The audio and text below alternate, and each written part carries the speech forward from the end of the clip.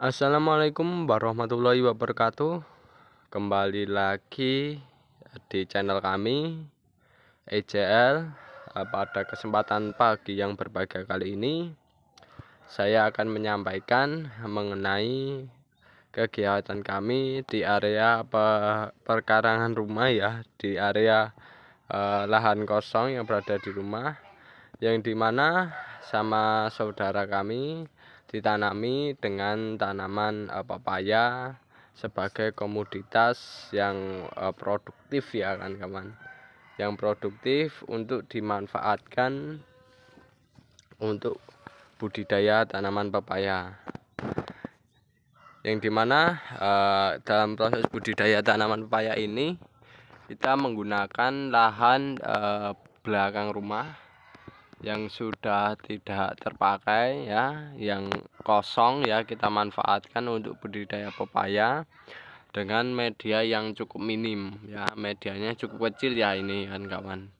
Akan tetapi tidak masalah ya, tidak masalah untuk dilakukan proses budidaya tanaman. Hanya saja kalau dibandingkan dengan yang di tanah, pastinya ya jauh lebih baik di tanah, karena di tanah medianya jauh lebih besar.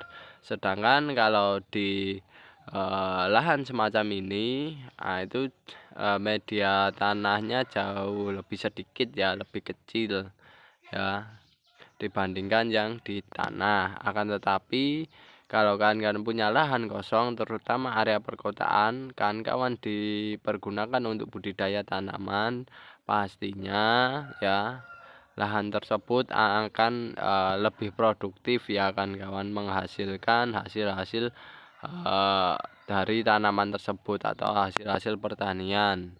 Nah, salah satu komoditas yang bisa dilakukan yaitu adalah ini, contohnya adalah budidaya tanaman pepaya, di mana dalam proses budidaya tanaman pepaya ini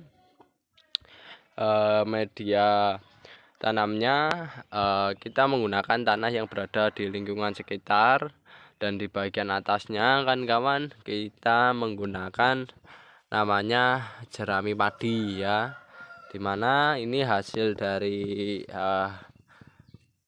penyelepan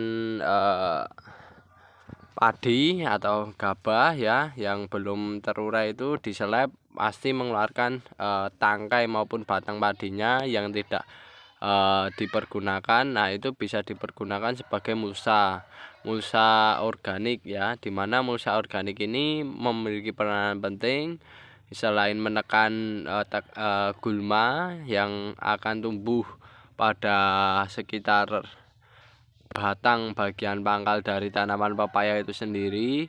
Mulsa organik itu sendiri juga nantinya menjaga kelembapan tanah. Yang kedua yaitu adalah mulsa organik juga akan memberikan nutrisi ya, nutrisi bahan-bahan organik kepada tanah tersebut untuk diurai menjadi nutrisi yang tersedia bagi tanaman pepaya itu sendiri.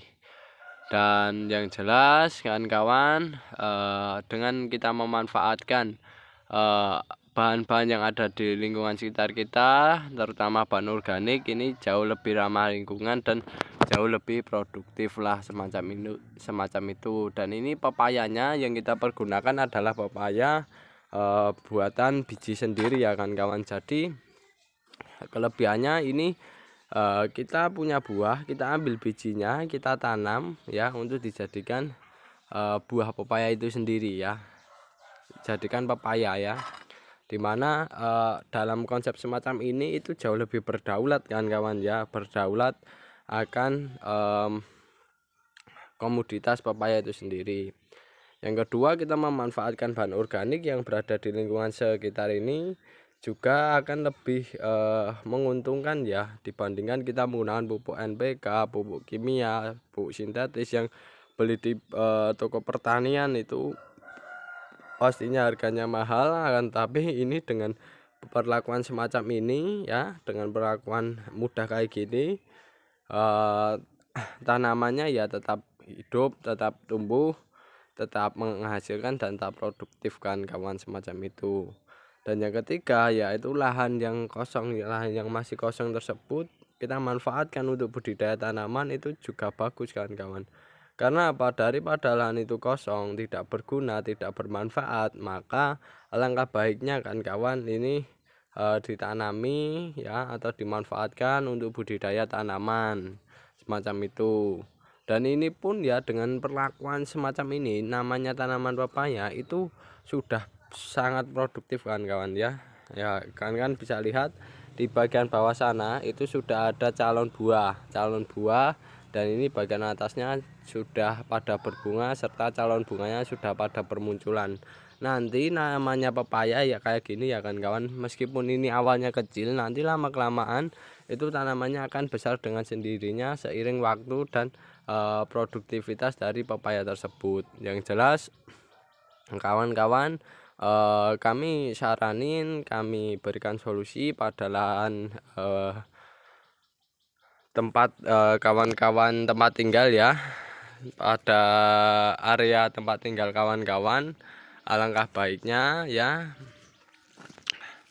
itu lebih baik dimanfaatkan untuk proses budidaya tanaman ya. Kalau semisal kan istilahnya yang kosong itu kecil, itu kan kawan alangkah baiknya bisa menanam sayur-sayuran ya. Kalau semisal lebih luas, lebih lebar, nah itu bisa dimanfaatkan untuk budidaya tanaman buah-buahan semacam itu. Dan ini perlakuannya dengan menggunakan pupuk-pupuk yang berasal dari pupuk organik ya kan kawan, dan bahan-bahan organik yang berada di lingkungan sekitar ya. Nah ini salah satunya ya, ini ada POC yang bisa dimanfaatkan ya, semacam itu. Dan yang jelas alhamdulillah tanamannya bagus-bagus sekali ya. Nah kan bisa lihat, nah cuma di situ kan bisa lihat media tanam ya, media tanam yang sekecil itu bisa menghasilkan buah ya kan. Nah, meskipun buahnya kecil, nah ini salah satu kelemahan ketika media tanamnya kecil, pastinya buahnya itu kecil ya kan, semacam itu. Besar juga bisa tapi kecil karena ini medianya terlalu kecil ya. Tapi tidak apa-apa, buat konsumsi sendiri kan masih bisa, dapat ya kita peroleh daripada kita membeli. Nah cukup dengan membudidayakan tanaman di lahan yang kurang bermanfaat menjadi lebih bermanfaat dan produktif. Dan kawan-kawan ya, di samping lahan kami juga ada, nah itu kan kawan, pisang ya, tanaman pisang nih ya. Tanaman pisang ini bisa bagus segini ya, ini juga bukti nyata bahasanya tanaman pisang ini cukup dipupuk dengan menggunakan pupuk organik ya, dan ditanam di kebun kan kawan, itu hasilnya wah luar biasa sekali. Sedangkan harga pisang ya, satu sisirnya aja kalau untuk pisang Ambon itu kurang lebih ya antara 30 ribuan 25, nah tergantung kondisinya ya kan kawan. Tapi dengan perlakuan organik, ditanam di lahan, di kebun, bisa menghasilkan pisang segini, itu sudah sangat-sangat menguntungkan. Karena apa? Karena untuk pupuk organik dari tanaman pisang itu sendiri ya, itu biayanya cukup murah kawan-kawan ya, gratis, bahkan cuma cukup pakai seresah-seresah ditimbun di area dekat tanaman pisang itu tumbuh. Nah itu kan kawan, tuh jumlahnya sisirnya juga banyak toh. Nah itu sangat-sangat menguntungkan. Dan yang jelas dengan hal semacam ini, harapannya kepada kawan-kawan kan bisa bertani di rumah dengan lahan yang sempit maupun lahan yang luas dengan perlakuan organik ya. Meskipun perlakuannya semi organik tidak masalah, tapi melibatkan unsur organik untuk jauh lebih baik dan jauh lebih bagus ya kan kawan. Oke, itu dulu informasi mengenai kegiatan kami, semoga bermanfaat. Jika ada kekurangan maupun kesalahan, kami mohon maaf yang sebesar-besarnya. Wassalamualaikum warahmatullahi wabarakatuh.